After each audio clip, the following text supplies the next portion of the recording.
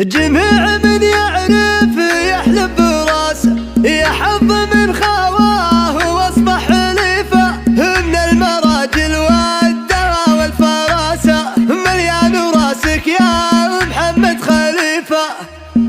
الليل هذا عيد من ضمن الاعياد ترحيبنا للكل ما هو بمحدود يا مرحبا مليون واهلين تعداد ما دعدع الغربي وما هبت النور دام القصيده في اولى المدح ميراد خلى المحافل واحتادوا ورده نعود يا محمد عيان تلطب نشاد بقول هذا اللي له النعم مقصود مثل ما يفرق في اللغه حرفها الضاد فرقت بين الجمع والعلم شيء طبت قلنا شيء عادي ومعتاد ابوه قبله دايم بطيبه يزود واللي خوالهم خوالك الاشتاد على سنام العز يرقى باسمه ولا مجال تفخر احفاد بجداد نصيبك من المجد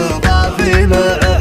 اخذت من ضافي بطولات وامجاد وحمود اساس الطيب والعز والجود في محفل بنفرح ليا شوش بن صعيب رفيق له بيوت الشعر تلتفت صوبه وانا شاعر ما يعتقل قافلين يشيب حضور يخلي راية الشعر منصوبه سلامي عليه اعداد ما في القصيده اجيب من الفكره اللي تمسي وتصبح عجوبه غمرني بوقفاته وطيبه يا مال الطيب ما هو من يجي طيبه كذا نوبه ونوبه هذا والله اللي كل ما قفله ونصعد لي يقبل بنفرح غدا ما بصعوبه نماري بفعله من هنا لين حد طريب مثل ما تماري مطير في راس مشذوبه قبيله لها التاريخيه قبلها ترحيب وعلى صفحة الامجاد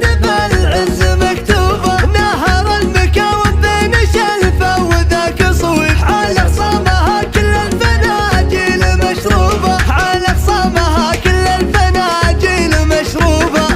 الليل هذا عيد من ضمن الاعياد ترحيبنا للكل ما هو بمحدود يا مرحبا مليون واهلين تعداد ما دعدع الغربي وما هبت النور دام القصيده في اولى المدح ميراد خلى المحافل واحتادوا ورده نعود يا محمد عيان تلطب